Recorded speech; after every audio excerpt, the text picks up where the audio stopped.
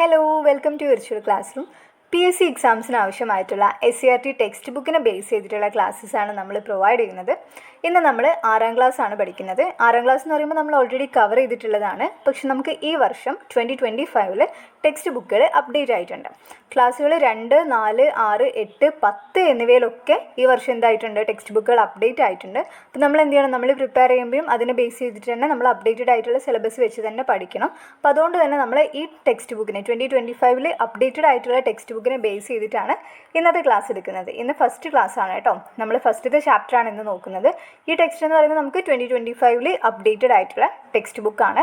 അപ്പം basic science ആണ്. ഇതിൽ ഏതൊക്കെ ചാപ്റ്റേഴ്സ് ആണ് ഉള്ളതെന്നൊന്ന് ഫസ്റ്റ് നോക്കാം. 5 ചാപ്റ്റേഴ്സാണ് നമുക്ക് ടോട്ടൽ പാർട്ട് 1 പഠിക്കാനുള്ളത്. ഫസ്റ്റത്തെ ചാപ്റ്റർ ആഹാരത്തിലൂടെ ആരോഗ്യം, പിന്നെ കാന്തിക ലോകത്തെ അത്ഭുതം, നിവർന്നു നിൽക്കാം, പൂക്കാം കായ്ക്കാം, പദാർത്ഥങ്ങളുടെ കൂട്ടായ്മ എന്നിങ്ങനെ 5 ചാപ്റ്റേഴ്സാണ് നമുക്ക് പഠിക്കാനുള്ളത്. പിന്നെ എന്ത് ചെയ്യാം, നമുക്ക് ഫസ്റ്റത്തെ ചാപ്റ്റർ ഇന്ന് കവർ ചെയ്യാം. ആഹാരത്തിലൂടെ ആരോഗ്യം എന്നാണ് ചാപ്റ്ററിൻ്റെ പേര്. നമുക്ക് എക്സാംസിന് മാത്രമല്ല നമ്മുടെ ഡെയിലി ലൈഫിൽ നമുക്ക് ഒരുപാട് ഹെൽപ്പ് ചെയ്യുന്നൊരു ചാപ്റ്ററാണ്. കാരണം നമ്മുടെ ഹെൽത്തും കാര്യങ്ങളും ഒക്കെ നമുക്ക് മെയിൻറ്റെയിൻ ചെയ്യാനായിട്ട് ഫുഡ് ഒരു ഇമ്പോർട്ടൻ്റ് ആയിട്ടുള്ളൊരു ഘടകമാണ്. അപ്പം നമ്മൾ ഫുഡ് കഴിക്കുന്ന സമയത്ത് എന്തൊക്കെയാണ് ശ്രദ്ധിക്കേണ്ടത്, എന്തൊക്കെയാണ് നമ്മുടെ ഡയറ്റിൽ ഉൾപ്പെടുത്തേണ്ടത് എന്നുള്ളതൊക്കെ നമുക്ക് ഈ ഒരു ചാപ്റ്ററിൽ പറയുന്നുണ്ട്. അപ്പോൾ നമുക്ക് എന്ത് ചെയ്യാം, ഇത് പഠിക്കാം, എക്സാമിന് വേണ്ടി പഠിക്കാം. അതേപോലെ തന്നെ നമുക്ക് ഡെയിലി ലൈഫിലും കൂടെ ആപ്ലിക്കബിൾ ആയിട്ടുള്ളൊരു ചാപ്റ്ററാണ്. അപ്പം ശ്രദ്ധിച്ചിട്ട് തന്നെ പഠിക്കാം കേട്ടോ. അപ്പോൾ ഫസ്റ്റ് തന്നെ അവിടെ ജസ്റ്റ് ഒരു കോൺവെർസേഷൻ കൊടുത്തിട്ടുണ്ട്. ഒരു ഡോക്ടറുമായിട്ടുള്ള ജസ്റ്റ് ഒന്ന് വായിച്ചിട്ട് പോകാം നമുക്ക് എന്താണെന്ന് അറിയാൻ വേണ്ടിയിട്ട്. അപ്പം പേഷ്യൻ്റ് പറയുന്നുണ്ട്, ഡോക്ടർ, മോൾക്ക് ഭാരക്കുറവുണ്ടോ എന്നൊരു സംശയം. അവൾ ആഹാരം വളരെ കുറച്ചേ കഴിക്കാറുള്ളൂ, എന്താണ് ചെയ്യേണ്ടത്? അപ്പം ഡോക്ടർ പറയുന്നത്, ചെറിയ ഭാരക്കുറവൊന്നും പ്രശ്നമായി എടുക്കേണ്ടതില്ല, വളരുന്ന പ്രായമല്ലേ, കുറച്ച് കഴിയുമ്പോൾ ശരിയാവും, എങ്കിലും ആവശ്യത്തിന് പോഷകാഹാരം ഉറപ്പാക്കണം. അപ്പം ഇതിവിടെ കൊടുക്കാനുള്ള കാരണം, ഈ പോഷകാഹാരം എന്നതുകൊണ്ട് നമ്മൾ എന്താണ് ഉദ്ദേശിക്കുന്നത് എന്നുള്ളതാണ് നമ്മൾ നോക്കുന്നത്. അപ്പം അതിലൊരു കുറച്ച് ഇമേജസ് കൊടുത്തിട്ടുണ്ട്. എന്നിട്ട് ആ ഭക്ഷ്യവസ്തുക്കളെയൊക്കെ എങ്ങനെയൊക്കെ തരം തിരിക്കാം എന്നുള്ളതാണ് കൊടുത്തിട്ടുള്ളത്. ഫസ്റ്റത്തെ ഇമേജിലുള്ളത് എന്താണ്, ധാന്യങ്ങളാണ്. ചിത്രം ബിയിലാണെങ്കിൽ പഴങ്ങളാണ്, ചിത്രം സിയിൽ പച്ചക്കറികൾ, ചിത്രം ഡിയിൽ പയറുവർഗ്ഗങ്ങളാണ്, ചിത്രം ഇയിൽ ഇലക്കറികളുമാണ്. പിന്നെ അവിടെ കൊടുത്തത് നമ്മൾ ഒരു ദിവസം കഴിക്കാറുള്ള ഭക്ഷണങ്ങൾ ജസ്റ്റ് ഒന്ന് എഴുതാനാണ്. ബ്രേക്ക്ഫാസ്റ്റിന് എന്തൊക്കെയാണ് കഴിക്കാറ്, ലഞ്ച്, അതേപോലെ ഡിന്നർ എന്തൊക്കെയാണ് കഴിക്കാറ് എന്നുള്ളത് നോക്കാം, കൊടുക്കാനാണ് പറയുന്നത് കേട്ടോ. പിന്നെ ഒരു 3 ഡയലോഗുകൾ പറയുന്നത്, ഒരു കുട്ടി പറയുന്നുണ്ട്, എനിക്ക് ഏറ്റവും ഇഷ്ടമുള്ളത് അപ്പവും കടലക്കറിയുമാണ്. വേറൊരു കുട്ടി പറയുന്നത്, എനിക്കിഷ്ടം പുട്ടും പഴവുമാണ്. ഞാൻ ദിവസവും നൂഡിൽസ് കഴിക്കാറുണ്ട്, അമ്മ എനിക്ക് എന്നും നൂഡിൽസ് ഉണ്ടാക്കി തരും. ഈ പറഞ്ഞ കുട്ടികളൊക്കെ അവർക്ക് ഇഷ്ടമുള്ള ആഹാരം മാത്രം കഴിച്ചുകൊണ്ടിരുന്നാൽ ഇപ്പം നമ്മൾ ഈ പറഞ്ഞിട്ടുള്ള അവരുടെ വളർച്ചയ്ക്ക് ആവശ്യമായിട്ടുള്ള പോഷക ഘടകങ്ങളൊക്കെ അതിൽ നിന്നും കിട്ടുമെന്നാണ് നമ്മൾ ചോദിക്കുന്നത്. കിട്ടുമോ? ഒരിക്കലും ഇല്ല അല്ലേ. നമുക്ക് ഇഷ്ടമുള്ള ആഹാരങ്ങൾ മാത്രമല്ല, നമുക്ക് ശരീരത്തിൻ്റെ വളർച്ചയ്ക്ക് ആവശ്യമായിട്ടുള്ള എല്ലാ ആഹാരങ്ങളും നമ്മൾ കഴിക്കേണ്ടതുണ്ട്. അതെങ്ങനെയാണെന്നുള്ളതാണ് നമ്മൾ നോക്കുന്നത്. ആഹാരം എന്തിനാണ് നമ്മൾ ആഹാരം കഴിക്കുന്നത് എന്നുള്ളത് ഒരു കുറിപ്പ് അവിടെ കൊടുത്തിട്ടുണ്ട്, നമുക്ക് നോക്കാം. നമ്മുടെ ആരോഗ്യം. നമ്മുടെ ശാരീരിക പ്രവർത്തനങ്ങൾക്ക് ആവശ്യമായ ഊർജം നൽകുന്നത് ആഹാരമാണ്. നമ്മുടെ വളർച്ചയ്ക്കും ആരോഗ്യം നിലനിർത്തുന്നതിനും രോഗങ്ങളെ ചെറുക്കുന്നതിനും ആവശ്യമായ ഘടകങ്ങളാണ് പോഷകങ്ങൾ. അപ്പം ആഹാരം എന്തിനാണ്? നമ്മുടെ ശാരീരിക പ്രവർത്തനങ്ങൾക്ക്, അതായത് ഡെയിലി നമ്മൾ ചെയ്യാറുള്ള എല്ലാ പ്രവർത്തനങ്ങൾക്കും വേണ്ടിയിട്ടുള്ള ഊർജം നൽകുന്നത് നമുക്ക് എവിടെ നിന്നാണ് ഊർജം കിട്ടുന്നത്? നമ്മൾ കഴിക്കുന്ന ആഹാരത്തിലൂടെയാണ്.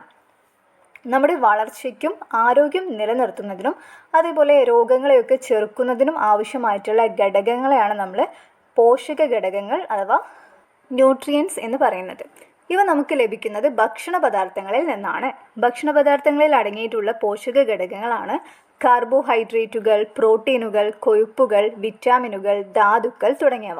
നോക്കി വെക്കണേ, നമുക്ക് ആവശ്യത്തിനുള്ള പോഷക ഘടകങ്ങൾ നമുക്ക് എവിടെ നിന്നാണ് കിട്ടുന്നത്? ഭക്ഷണ പദാർത്ഥങ്ങളിൽ നിന്നാണ്.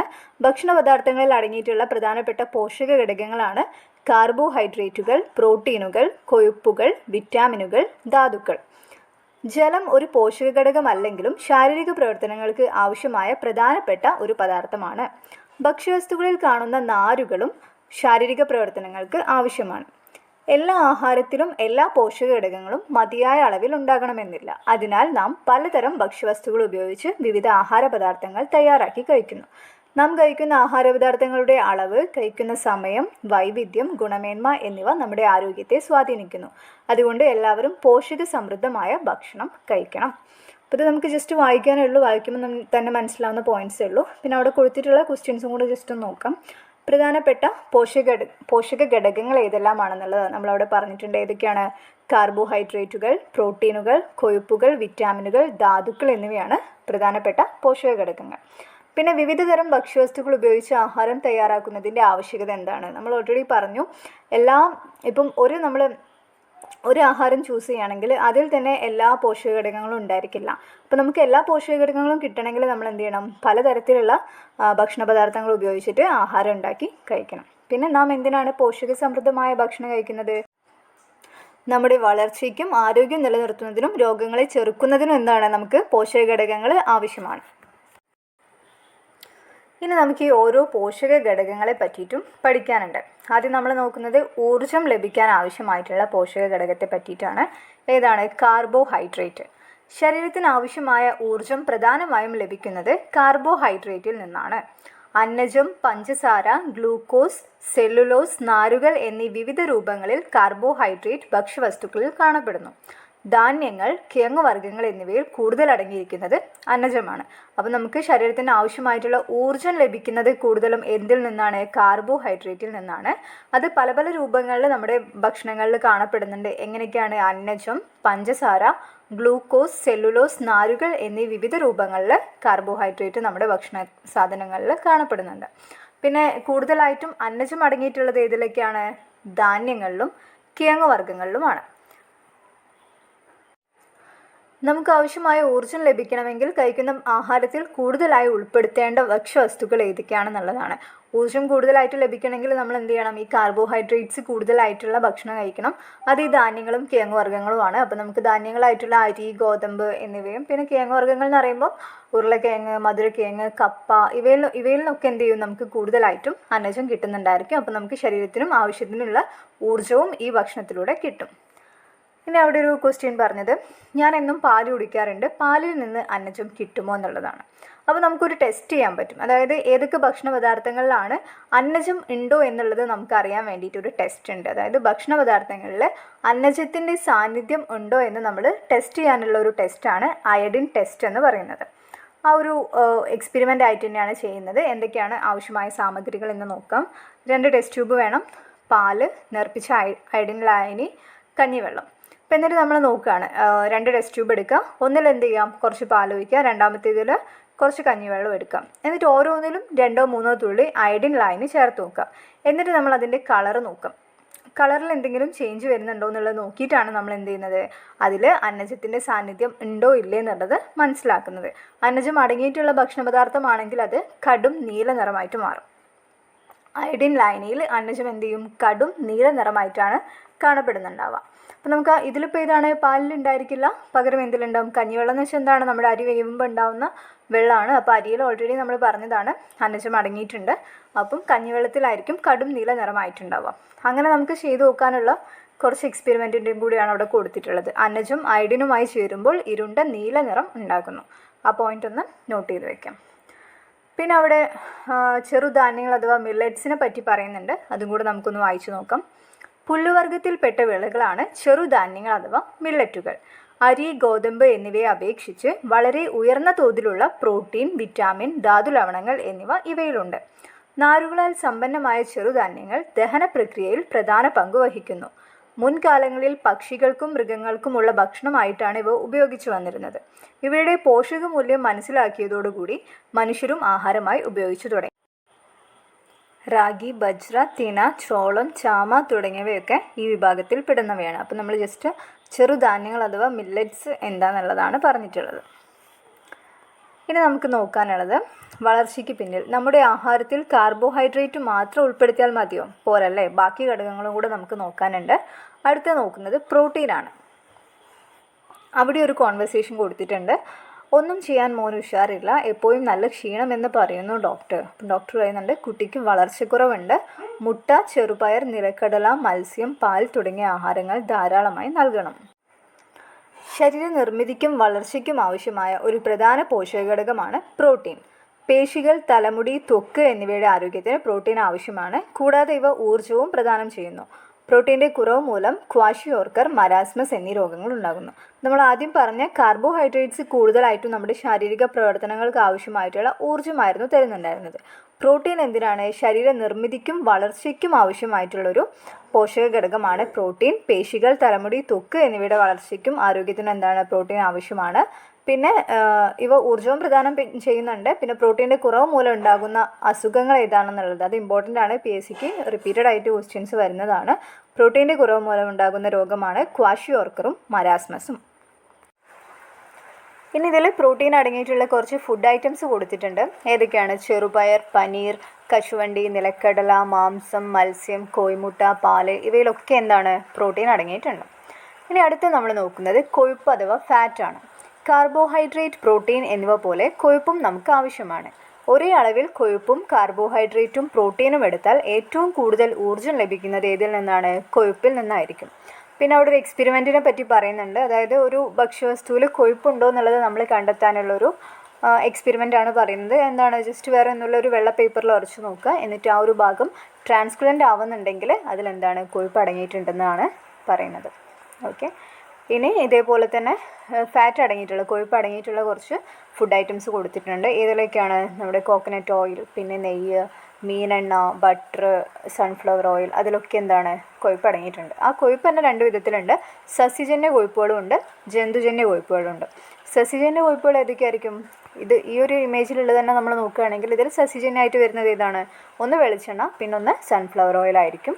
പിന്നെ ജന്തുജന്യ കൊഴുപ്പുകളിൽ വരുന്നതാണ് മത്സ്യ എണ്ണ, പിന്നെ നെയ്യും ബട്ടറും ഒക്കെ. ഇനി കൊളസ്ട്രോൾ എന്താണെന്നുള്ളതും കൂടെ നോക്കാം. അതിന് മുകളിൽ കൊടുത്തിട്ടുണ്ട് പച്ചക്കറി, അരി, ഗോതമ്പ് തുടങ്ങി മിക്കവാറും എല്ലാ ഭക്ഷ്യവസ്തുക്കളിലും ചെറിയ അളവിൽ കൊഴുപ്പ് അടങ്ങിയിട്ടുണ്ട്. ഇനി കൊളസ്ട്രോൾ നോക്കാം. കൊഴുപ്പടങ്ങിയ ഭക്ഷണം കൂടുതൽ കഴിക്കുന്നത് നല്ലതല്ല എന്ന് ഡോക്ടർമാർ നിർദ്ദേശിക്കുന്നത് കേട്ടിട്ടില്ലേ? എന്താകും കാരണം? കൊഴുപ്പിൻ്റെ ഒരു രൂപമാണ് കൊളസ്ട്രോൾ. മിതമായ അളവിൽ കൊളസ്ട്രോൾ ശരീരത്തിന് ആവശ്യമാണ്. എന്നാൽ രക്തത്തിൽ കൊളസ്ട്രോൾ അധികമായാൽ അത് രക്തക്കുഴലുകളുടെ ഉൾഭിത്തിയിൽ അടിഞ്ഞുകൂടുകയും രക്തത്തിൻ്റെ ഒഴുക്കിനെ തടസ്സപ്പെടുത്തുകയും ചെയ്യും. ഇത് ഹൃദ്രോഗം, പക്ഷാഘാതം തുടങ്ങിയ ഗുരുതര രോഗങ്ങൾക്ക് കാരണമാകും. അപ്പം കൊളസ്ട്രോൾ എന്താണ്? ചെറിയ അളവിൽ നമ്മുടെ ശരീരത്തിൽ ആവശ്യമാണ്. പക്ഷെ കൂടുന്ന സമയത്താണ് എന്ത് സംഭവിക്കുന്നത്? രക്തക്കുഴലുകളുടെ ഉൾഭിത്തിയിലൊക്കെ ഇത് അടിഞ്ഞുകൂടിയിട്ട് രക്തം മര്യാദയ്ക്ക് ഒഴുകുന്നതിന് എന്ത് ചെയ്യും? തടസ്സപ്പെടുത്തും. അങ്ങനെ ഹൃദ്രോഗം, പക്ഷാഘാതം തുടങ്ങിയ രോഗങ്ങൾക്കൊക്കെ കാരണമാകുന്നുണ്ട്. ഇനി നമ്മൾ വിറ്റാമിനുകളെ പറ്റിയിട്ടാണ് പഠിക്കുന്നത്. ഡോക്ടർ, എൻ്റെ മകൻ പല്ലു തേക്കുമ്പോഴും കട്ടിയുള്ള ആഹാര സാധനങ്ങൾ ചവയ്ക്കുമ്പോഴും മോണയിൽ നിന്ന് രക്തം വരുന്നു. എന്താണ് കാരണം? അപ്പോൾ എന്താ പറയുന്നത് ഡോക്ടർ? മോണയിലെ രക്തസ്രാവം വിറ്റാമിൻ്റെ കുറവ് മൂലമാകാം. മരുന്നിനൊപ്പം വിറ്റാമിൻ സി ധാരാളം അടങ്ങിയ ഭക്ഷണം കൂടി കഴിക്കണം. അപ്പം കുട്ടി ചോദിക്കേണ്ടത്, അപ്പോൾ വിറ്റാമിനുകൾ എയും ബിയും ഒക്കെ ഉണ്ടോ ഡോക്ടർ എന്നുള്ളത്. നമ്മളിനി എന്താ പഠിക്കാൻ പോകുന്നത്? എല്ലാ വിറ്റാമിനുകളെ പറ്റിയിട്ടുമാണ് പഠിക്കുന്നത്. അപ്പോൾ അവിടെ കുറച്ച് വിറ്റാമിനുകൾ ഏതൊക്കെയാണെന്നുള്ളതും കൊടുത്തിട്ടുണ്ട്. അതിൻ്റെ പ്രാധാന്യം, എന്തിനാണത് ഹെൽപ്പ് ചെയ്യുന്നതെന്നും കൂടെ കൊടുത്തിട്ടുണ്ട്. ഇത് ഇമ്പോർട്ടൻ്റ് ആണ് കേട്ടോ. PSCക്ക് ആണെങ്കിലും സ്കൂളിലേക്കാണെങ്കിലും ഇമ്പോർട്ടൻ്റ് ആയൊരു കാര്യമാണത്, പഠിച്ചു വയ്ക്കണം. വിറ്റാമിൻ എ എന്തിനാണ്? കണ്ണ്, ത്വക്ക്, തലമുടി എന്നിവയുടെ ആരോഗ്യത്തിനാണ് വിറ്റാമിൻ എ ഹെൽപ്പ് ചെയ്യുന്നത്. അപ്പം നമ്മുടെ ഡെയിലി ലൈഫിൽ തന്നെ നമുക്ക് ഇതൊക്കെ അറിഞ്ഞുകൊണ്ട് ഫുഡ് കഴിക്കുമ്പോൾ എന്ത് ചെയ്യും? നമ്മുടെ ആരോഗ്യം കുറച്ചുകൂടി ബെറ്റർ ആക്കാനും നമുക്ക് സഹായിക്കും. ഇപ്പം നമ്മൾ ഓരോ വിറ്റാമിനും എന്തിനാണ് ഹെൽപ്പ് ചെയ്യുന്നത് എന്നുള്ളതാണ് പഠിക്കുന്നത്. ഇനി ഓരോ വിറ്റാമിനും അടങ്ങിയിട്ടുള്ള ഫുഡ് ഐറ്റംസ് ഏതാണെന്നൊക്കെ നമുക്ക് പഠിക്കാനുണ്ട്. അപ്പം ഇപ്പം മനസ്സിലാക്കി വെക്കേണ്ടത് വിറ്റാമിൻ എ എന്തിനാണ് ഹെൽപ്പ് ചെയ്യുന്നത്? കണ്ണ്, ത്വക്ക്, തലമുടി എന്നിവയുടെ ആരോഗ്യത്തിനാണ്. വിറ്റാമിൻ ബി തലച്ചോറ്, നാഡികൾ, ഹൃദയം, ത്വക്ക് എന്നിവയുടെ ആരോഗ്യത്തിന് ഹെൽപ്പ് ചെയ്യുന്നു. വിറ്റാമിൻ സി പല്ല്, മോണ, രക്തക്കുഴലുകൾ എന്നിവയുടെ ആരോഗ്യത്തിനും രോഗപ്രതിരോധ ശേഷിക്കും. വിറ്റാമിൻ ഡി എല്ലുകളുടെയും പല്ലുകളുടെയും ആരോഗ്യത്തിനും രോഗപ്രതിരോധ ശേഷിക്കും. വിറ്റാമിൻ ഇ നാഡികളുടെ ശരിയായ പ്രവർത്തനത്തിന്. വിറ്റാമിൻ കെ മുറിവുണ്ടാകുമ്പോൾ രക്തം കട്ടപിടിക്കുന്നതിന്. അപ്പോൾ ഈ എല്ലാ വിറ്റാമിനുകളും എന്തിനാണ് ഹെൽപ്പ് ചെയ്യുന്നതെന്നുള്ളതും എന്തായാലും പഠിച്ചു വയ്ക്കണം കേട്ടോ, ഇമ്പോർട്ടൻ്റ് ആണ്. ഇനി നമ്മൾ നോക്കുന്നത് വിറ്റാമിൻ ഡിയും ബി കോംപ്ലക്സും. സൂര്യപ്രകാശത്തിൽ നിന്ന് ലഭിക്കുന്ന വിറ്റാമിനാണ് വിറ്റാമിൻ ഡി. നമ്മൾ ഓൾറെഡി പഠിച്ചതാണ്. സൂര്യപ്രകാശത്തിൽ നിന്നാണ് എന്ത് ചെയ്യുന്നത്? നമുക്ക് വിറ്റാമിൻ ഡി മെയിനായിട്ടും കിട്ടുന്നത്. ചെറിയ അളവിൽ ഭക്ഷണത്തിൽ നിന്നും ഇത് ലഭിക്കുന്നുണ്ട്. എല്ലുകളുടെയും പല്ലുകളുടെയും ആരോഗ്യത്തിനും രോഗപ്രതിരോധ ശേഷിക്കും ഏറ്റവും ആവശ്യമായ ഒരു വിറ്റാമിനാണിത്. വിറ്റാമിൻ ഡിയുടെ കുറവ് മൂലം കുട്ടികളിൽ എല്ലുകൾ ദുർബലമായോ മൃദുവായോ മാറുന്ന അവസ്ഥയാണ് കാണാം. വിറ്റാമിൻ ഡി ലഭിക്കുന്നതിനായി സൂര്യപ്രകാശം ഏൽക്കുന്നത് നല്ലതാണ്. അപ്പം അതിലും റിക്കറ്റ്സ് എന്ന് പറയുന്നത് ഒരു ഇമ്പോർട്ടൻ്റ് ആയ പോയിൻ്റ് ആണ് കേട്ടോ. വിറ്റാമിൻ ഡിയുടെ കുറവ് മൂലം ഉണ്ടാകുന്ന അസുഖമാണ് ഇത് കണ എന്ന് പറയുന്നത്. എന്താണ് ആ അസുഖത്തിൽ സംഭവിക്കുന്നത്? കുട്ടികളിലാണ് അത് കൂടുതലുണ്ടാകുന്നത്. എല്ലുകൾ ദുർബലമാവുകയോ അല്ലെങ്കിൽ മൃദുവായി മാറുകയോ ചെയ്യുന്ന അവസ്ഥയാണ് നമ്മൾ കണ എന്ന് പറയുന്നത്. വിറ്റാമിൻ ഡിയുടെ കുറവ് മൂലമാണ് കണ ഉണ്ടാകുന്നത്. നമ്മുടെ ശാരീരിക പ്രവർത്തനങ്ങൾക്ക് വളരെ അത്യാവശ്യം വേണ്ട ഒരു കൂട്ടം വിറ്റാമിനുകളാണ് ബി കോംപ്ലക്സ്. 8 തരം ബി വിറ്റാമിനുകളുടെ കൂട്ടമാണിത്. ആരോഗ്യം നിലനിർത്തുന്നതിൽ വിറ്റാമിൻ ബി കോംപ്ലക്സ് നിർണായക പങ്ക് വഹിക്കുന്നു. കോശത്തിൻ്റെ ആരോഗ്യം, ചുവന്ന രക്താണുക്കളുടെ വളർച്ച, കാഴ്ചശക്തി, നാഡീപ്രവർത്തനം, ഹൃദയ സംബന്ധമായ ആരോഗ്യം എന്നിവയ്ക്കെല്ലാം ബി കോംപ്ലക്സ് ആവശ്യമാണ്. ഇനി നമ്മൾ പഠിക്കുന്നത് ഇപ്പം നേരത്തെ പറഞ്ഞ പോലെ ഓരോ വിറ്റാമിനും നമുക്ക് കിട്ടുന്ന ഭക്ഷ്യവസ്തുക്കൾ ഏതൊക്കെയാണെന്നുള്ളതാണ്. വിറ്റാമിൻ എ നമുക്ക് ഏതൊക്കെ ഫുഡ് ഐറ്റംസ് നിന്നാണ് കിട്ടുന്നത്, ബി ഏതെന്നൊക്കെയാണ്. ഒപ്പം നമ്മൾ ഓൾറെഡി അതിൻ്റെ പ്രാധാന്യം പഠിച്ചല്ലോ. ഓരോ വിറ്റാമിനും എന്തിനാണ് നമ്മളെ ഹെൽപ്പ് ചെയ്യുന്നതെന്നുള്ളത് പഠിച്ചു. ഇനി അത് ഏതൊക്കെ ഫുഡ് ഐറ്റംസിൽ നിന്നാണ് നമുക്ക് കിട്ടുന്നതെന്നാണ് നമ്മൾ നോക്കുന്നത്. വിറ്റാമിൻ എ നമുക്ക് മത്സ്യം, ക്യാരറ്റ്, പിന്നെ മാങ്ങ, മുളക്, ചീര എന്നിവയിൽ നിന്നൊക്കെ നമുക്ക് വിറ്റാമിൻ എ കിട്ടുന്നുണ്ട്. വിറ്റാമിൻ ബി ആണെങ്കിൽ മട്ടയരിയിൽ നിന്ന് കിട്ടും, പിന്നെ ചീര, പിന്നെ മുട്ട, മാംസം, കടല എന്നിവയിലൊക്കെ എന്തുണ്ട്? വിറ്റാമിൻ ബി അടങ്ങിയിട്ടുണ്ട്. ഇനി വിറ്റാമിൻ സി ആണെങ്കിൽ സിട്രിക് ആയിട്ടുള്ള ഫ്രൂട്ട്സ് എന്നൊക്കെ എന്ത് ചെയ്യും? നമുക്ക് വിറ്റാമിൻ സി കിട്ടും. നെല്ലിക്ക, നാരങ്ങ, ഓറഞ്ച്, തക്കാളി അതിലൊക്കെ എന്തുണ്ട്? വിറ്റാമിൻ സി അടങ്ങിയിട്ടുണ്ട്. വിറ്റാമിൻ ഡി മത്സ്യം, മുട്ട, പിന്നെ പാൽ, വെണ്ണ, പിന്നെ കൂടുതലായിട്ടും കിട്ടുന്നത് എവിടെ നിന്നാണ്? സൺലൈറ്റിൽ നിന്നാണ് നമുക്ക് കൂടുതലായിട്ടും വിറ്റാമിൻ ഡി കിട്ടുന്നത്. വിറ്റാമിൻ ഇ ആണെങ്കിൽ നിലക്കടല, ബദാം, പിന്നെ സൺഫ്ലവർ ഓയിലുണ്ട്, പിന്നെ ബാക്കി നട്ട്സ് ആൻഡ് സീഡ്സിലൊക്കെ വിറ്റാമിൻ ഇ അടങ്ങിയിട്ടുണ്ട്. വിറ്റാമിൻ കെ ആണെങ്കിൽ ക്യാബേജ്, കോളിഫ്ലവർ, പിന്നെ കറിവേപ്പില, ബ്രൊക്കോളി അതിലൊക്കെ വിറ്റാമിൻ കെയും അടങ്ങിയിട്ടുണ്ട്. നിങ്ങളതും പഠിച്ചു വെക്കണം. ഓരോ വിറ്റാമിനും നമുക്ക് ഏതൊക്കെ ഫുഡ് ഐറ്റംസ് നിന്നാണ് കിട്ടുന്നതെന്നും അതേപോലെ തന്നെ അതെന്തിനാണ് നമ്മളെ ഹെൽപ്പ് ചെയ്യുന്നതെന്നുള്ളതും ഇമ്പോർട്ടൻ്റ് ആയിട്ടും പഠിച്ചു വയ്ക്കുക കേട്ടോ. ഇനി വിറ്റാമിനുകളിൽ തന്നെ നമുക്ക് പഠിക്കാനുള്ളൊരു ഡിവിഷൻ എന്ന് പറയുന്നത് വിറ്റാമിൻ ബി, സി എന്നിവ വെള്ളത്തിൽ ലയിക്കുന്ന വിറ്റാമിനുകളാണ്. എ, ഡി, ഇ, കെ എന്നീ വിറ്റാമിനുകൾ കൊഴുപ്പിൽ മാത്രമേ ലയിക്കുകയുള്ളൂ. കൊഴുപ്പിൻ്റെ അഭാവത്തിൽ ഈ വിറ്റാമിനുകൾ ശരീരത്തിൽ ആഗിരണം ചെയ്യപ്പെടുകയില്ല. ഭക്ഷണത്തിൽ കൊഴുപ്പ് ഉൾപ്പെടുത്തേണ്ടതിൻ്റെ പ്രാധാന്യം മനസ്സിലായില്ലേ? അപ്പം ഈ വിറ്റാമിനുകളിൽ തന്നെ വിറ്റാമിൻ ബിയും വിറ്റാമിൻ സിയും വെള്ളത്തിൽ ലയിക്കുന്ന വിറ്റാമിനുകളാണ്. ബാക്കിയുള്ള വിറ്റാമിനുകൾ vitamin A, vitamin D, vitamin E, vitamin K എന്നിവ എന്താണ്? കൊഴുപ്പിൽ മാത്രമേ ലയിക്കുള്ളൂ. അങ്ങനെ നമുക്ക് നമ്മുടെ ശരീരത്തിൽ കൊഴുപ്പുണ്ടെങ്കിൽ മാത്രമേ ഉള്ളൂ ഇത് ആഗിരണം ചെയ്യപ്പെടുക. അപ്പം ആവശ്യത്തിനുള്ള കൊഴുപ്പ് നമ്മുടെ ശരീരത്തിൽ വേണം. പിന്നെ ഇത് നമുക്ക് മാറിപ്പോകാണ്ടിരിക്കാനൊരു വഴി പറഞ്ഞുതരാം. അതായത് ഏതൊക്കെയാണ് കൊഴുപ്പിൽ ലയിക്കുന്ന വിറ്റാമിനുകൾ എന്ന് ചോദിച്ചാൽ നമുക്ക് പെട്ടെന്ന് ഓർക്കാൻ വേണ്ടിയിട്ട് അവിടെ കൊടുത്തിട്ടുള്ള എ, ഡി, ഇ, കെ എന്നുള്ളതല്ല, നമ്മൾ ഒന്ന് തിരിച്ച് വായിച്ചു നോക്കുക. കെ, ഇ, ഡി, എ, കേട എന്ന് വായിക്കാമല്ലോ. കേട അതായത് കൊഴുപ്പല്ലേ, കൊഴുപ്പ് കൂടുതലായ നമ്മുടെ ശരീരത്തിന് കേടാണ്. അപ്പോൾ നമ്മളത് കേട എന്നതിൻ്റെ സ്പെല്ലിങ് KEDA എന്ന് ഓർക്കുവാണെങ്കിൽ ഞാൻ അങ്ങനെയാണ് ഓർത്ത് വയ്ക്കാറുള്ളത്, അതുകൊണ്ട് പറഞ്ഞതാണ്. നിങ്ങൾക്ക് അങ്ങനെ യൂസ്ഫുൾ ആവുമെങ്കിൽ അങ്ങനെ നോക്കുക കേട്ടോ. അതൊക്കെ എന്താണ്? കേട അതായത് KEDA അതെന്താണ്? ആ വിറ്റാമിനുകളൊക്കെ കൊഴുപ്പിൽ ലയിക്കുന്നവയാണ്. ബാക്കിയുള്ള ബിയും സിയും എന്താണ്? വെള്ളത്തിൽ ലയിക്കുന്നവയും വേണം. ജസ്റ്റ് ഒന്ന് അതും കൂടെ നോക്കി വയ്ക്കാം. ഇനി ഭക്ഷണത്തിലെ ധാതുക്കൾ. ഇന്ന് ഉച്ചയ്ക്ക് 2 മണിക്ക് അയൺ ഗുളിക നൽകും. എല്ലാവരും ഓഡിറ്റോറിയത്തിൽ എത്തേണ്ടതാണ്. സ്കൂളിലെ അനൗൺസ്മെൻ്റ് ആണ്.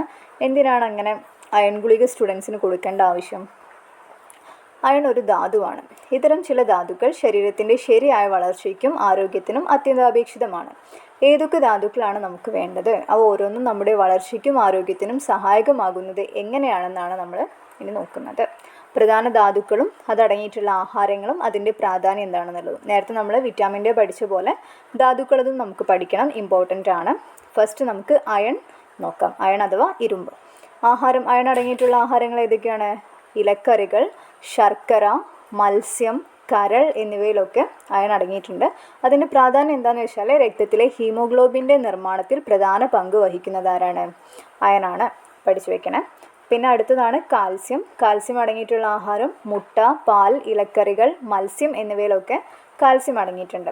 അതിൻ്റെ കാൽസ്യത്തിൻ്റെ പ്രാധാന്യമാണെങ്കിൽ എല്ലുകളുടെയും പല്ലുകളുടെയും നിർമ്മാണത്തിനും രക്തം കട്ട പിടിക്കുന്നതിനും സഹായിക്കുന്നത് ഏതാണ്? കാൽസ്യമാണ്. പിന്നെ അയഡിൻ ആണെങ്കിൽ അയഡിൻ നമുക്ക് കൂടുതലും കിട്ടുക എവിടുന്നാണ്? കടൽ വിഭവങ്ങളിൽ നിന്നാണ് കിട്ടുന്നത്.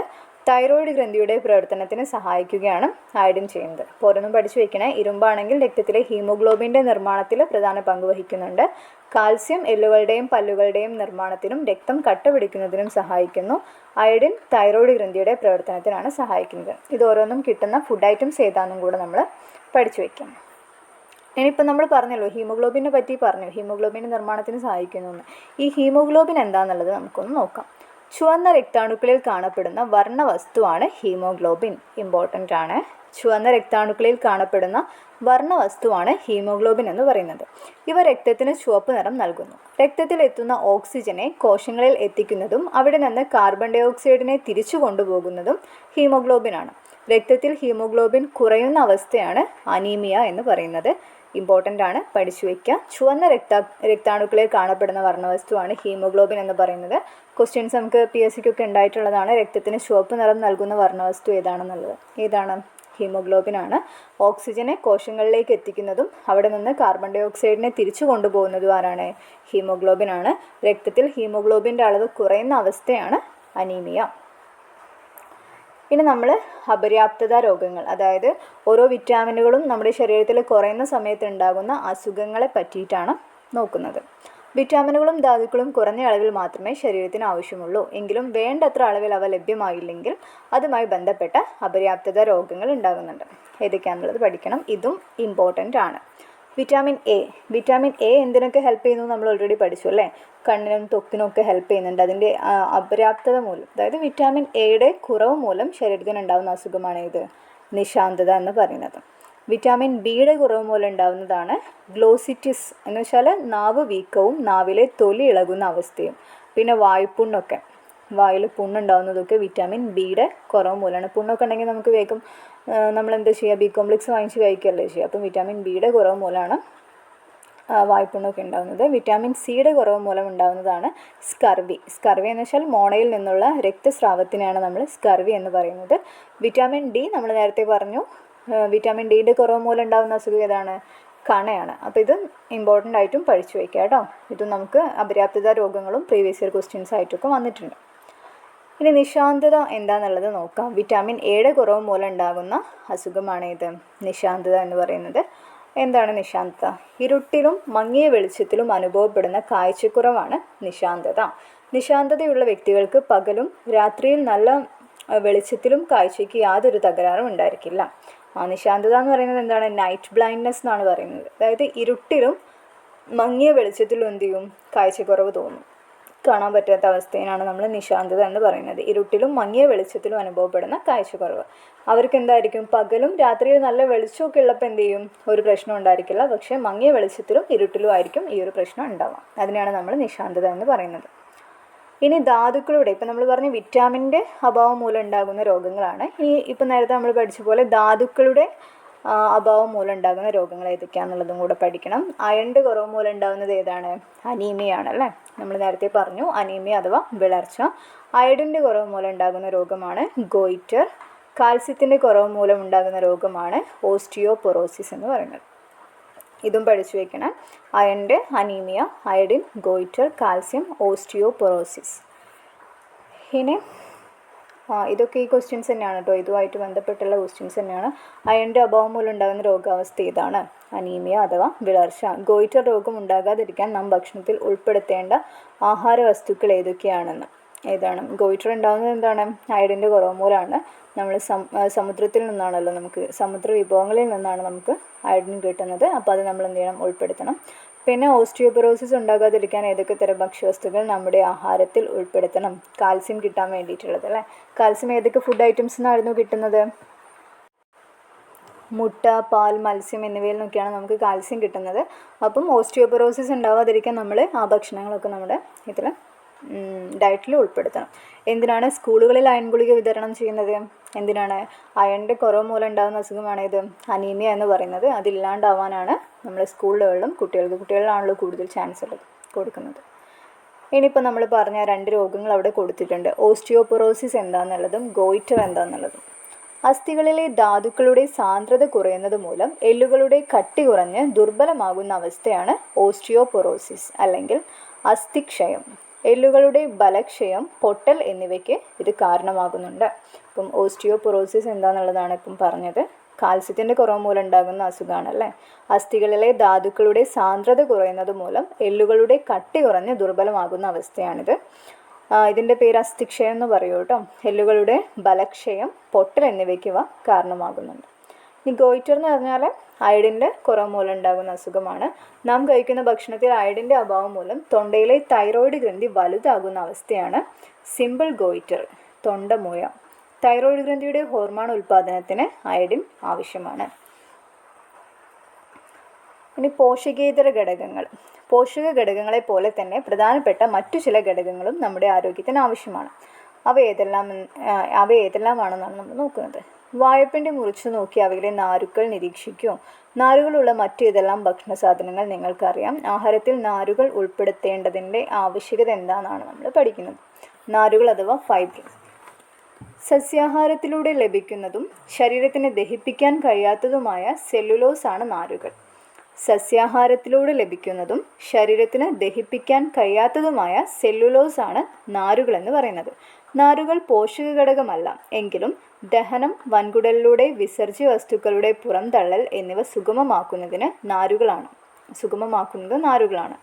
തവിടടങ്ങിയ ധാന്യങ്ങൾ, ഇലക്കറികൾ, പച്ചക്കറികൾ, വാഴയുടെ പിണ്ടി, വാഴക്കൂമ്പ് തുടങ്ങിയവയിൽ ധാരാളം നാരുകൾ അടങ്ങിയിരിക്കുന്നു. അപ്പോൾ നാര് ഒരു പോഷക ഘടകമല്ലെങ്കിലും നമ്മുടെ ദഹനം സുഗമമാക്കുന്നതിന് എന്ത് ചെയ്യുന്നുണ്ട്? നാരുകൾ ഹെൽപ്പ് ചെയ്യുന്നുണ്ട്. അപ്പോൾ അതും നാരുകൾ അടങ്ങിയ ഭക്ഷണം കഴിക്കേണ്ടതും അത്യാവശ്യമാണ്. അത് അടങ്ങിയിട്ടുള്ള ഭക്ഷ്യവസ്തുക്കൾ ഏതൊക്കെയാണ്? തവിടടങ്ങിയ ധാന്യങ്ങളും ഇലക്കറികൾ, പച്ചക്കറികൾ, വാഴയുടെ പിണ്ടി, വാഴക്കൂമ്പ് ഇവയിലൊക്കെ ധാരാളം നാരുകൾ അടങ്ങിയിട്ടുണ്ട്. അപ്പോൾ അതും നമ്മുടെ ഡയറ്റിൽ ഉൾപ്പെടുത്തണം. മാങ്ങയിലും എന്താണ്? നാര് അടങ്ങിയിട്ടുണ്ടായിരിക്കും. പിന്നെ അവിടെ പറയുന്നൊരു കാര്യം, മാങ്ങ നമ്മൾ അതേപടി കട്ട് ചെയ്ത് കഴിക്കുമ്പോഴാണ് നമുക്ക് ആ ഒരു ഫൈബർ കിട്ടുന്നത് അല്ലേ. ജ്യൂസാക്കുന്ന സമയത്തോ, ജ്യൂസാക്കുമ്പോൾ നമ്മൾ അത് അരിച്ചിട്ട് ഫിൽറ്റർ ചെയ്തിട്ടാണ് കുടിക്കുക. അപ്പോൾ ആ സമയത്ത് എന്ത് ചെയ്യും? അതിലുള്ള നാരുകൾ നഷ്ടപ്പെടുന്നതായിരിക്കും. അപ്പം ജ്യൂസ് മിക്ക ഫ്രൂട്ട്സൊക്കെ നമ്മൾ ജ്യൂസ് ചെയ്യാണ്ട് അതേപടി തന്നെ കഴിക്കുന്നതാണ് നമുക്ക് ആരോഗ്യത്തിന് നല്ലത്. ഇനി അടുത്ത് നമ്മൾ നോക്കുന്നത് ജലത്തിൻ്റെ ഇമ്പോർട്ടൻസ് ആണ്. നമ്മുടെ ശരീരത്തിൻ്റെ ഏതാണ്ട് 70% എന്താണ്? ജലമാണ്. ദഹനം, രക്തചംക്രമണം, വിസർജനം തുടങ്ങി വിവിധ ശാരീരിക പ്രവർത്തനങ്ങൾക്ക് ജലം ആവശ്യമാണ്. മൂത്രം, വിയർപ്പ് മുതലായവയിലൂടെ ശരീരത്തിൽ നിന്ന് ജലനഷ്ടം ഉണ്ടാകുന്നു. അതിനാൽ ധാരാളം ശുദ്ധജലം കുടിക്കണം. കുട്ടികൾ ഒരു ദിവസം 10 മുതൽ 12 ഗ്ലാസ് വരെ വെള്ളം കുടിക്കേണ്ടതുണ്ട്. പിന്നെ തക്കാളി, വെള്ളരി, തണ്ണിമത്തൻ തുടങ്ങിയ പച്ചക്കറികളിൽ ധാരാളം ജലം അടങ്ങിയിട്ടുണ്ട്. അവയും എന്ത് ചെയ്യണം? നമ്മൾ ഭക്ഷണത്തിൽ ഉൾപ്പെടുത്തണം. എന്തായാലും മസ്റ്റായിട്ട് നമ്മൾ എന്ത് ചെയ്യണം? വെള്ളം ധാരാളം കുടിക്കണം. 10 മുതൽ 12 ഗ്ലാസ് വരെ ഒരു ദിവസം കുടിക്കേണ്ടതുണ്ട്. അത് മിനിമമാണ് കേട്ടോ, അതിലും കൂടുതൽ നമുക്ക് കുടിക്കാം. പിന്നെ വെള്ളം തന്നെ ഇങ്ങനെ കുടിക്കാൻ പറ്റില്ലെങ്കിൽ ഇതേപോലെ വെള്ളം അടങ്ങിയിട്ടുള്ള തണ്ണിമത്തനും വെള്ളരി, തക്കാളിയൊക്കെ എന്ത് ചെയ്യാം? ഭക്ഷണത്തിൽ ഉൾപ്പെടുത്താം. സമീകൃത ആഹാരം അഥവാ ബാലൻസ്ഡ് ഡയറ്റ് എന്താണെന്നുള്ളതാണ് ഇനി നമ്മൾ നോക്കുന്നത്. ആരോഗ്യം നിലനിർത്തുന്നതിന് നിശ്ചിത അളവിൽ പ്രോട്ടീൻ, കാർബോഹൈഡ്രേറ്റ്, കൊഴുപ്പ്, വിറ്റാമിനുകൾ, ധാതുക്കൾ എന്നിവ അടങ്ങിയിരിക്കുന്ന ഭക്ഷണക്രമമാണ് നാം ശീലിക്കേണ്ടത്. ഇത്തരത്തിലുള്ള ഭക്ഷണക്രമത്തെയാണ് നമ്മൾ സമീകൃത ആഹാരം എന്ന് പറയുന്നത്. ഇവയെല്ലാം നിശ്ചിത അളവിൽ അടങ്ങിയിട്ടുള്ള ഭക്ഷണത്തിനെയാണ് നമ്മൾ എന്ത് പറയുന്നത്? സമീകൃത ആഹാരം എന്ന് പറയുന്നത്. അങ്ങനെ ഒരു ഫുഡ് പ്ലേറ്റ് നമ്മുടെ ടെക്സ്റ്റിൽ കൊടുത്തിട്ടുണ്ട്. അതായത് ഒരു ദിവസം നമ്മൾ കഴിക്കേണ്ട ഭക്ഷ്യവസ്തുക്കളുടെ അളവാണ്. ഇപ്പോൾ ഒരു പ്ലേറ്റ് അവിടെ കൊടുത്തിട്ടുണ്ട്. അതിൽ പകുതി പോർഷൻ പച്ചക്കറികളും പഴങ്ങളും കൊണ്ട് ഫില്ല് ചെയ്തിരിക്കുകയാണ്. ബാക്കി പോർഷൻസ് വരുന്നത്. എത്രയാണ് അതിൻ്റെ അളവ് എന്നുള്ളത് നമുക്ക് നോക്കാം. ഫ്രൂട്ട്സ് എന്ത് ചെയ്യണം? ഒരു 100 ഗ്രാമാണ് നമ്മൾ ഡെയിലി ഇൻടേക്കിൽ കൊടുക്കേണ്ടത്. ഒരു ദിവസം നമ്മൾ കഴിക്കേണ്ട അളവാണ് കേട്ടോ പറയുന്നത്. ഫ്രൂട്ട്സ് 100 ഗ്രാം, വെജിറ്റബിൾസ് 400 ഗ്രാം വേണം. 400 ഗ്രാമോളം വെജിറ്റബിൾസ് നമ്മൾ ഒരു ദിവസം കഴിക്കണം.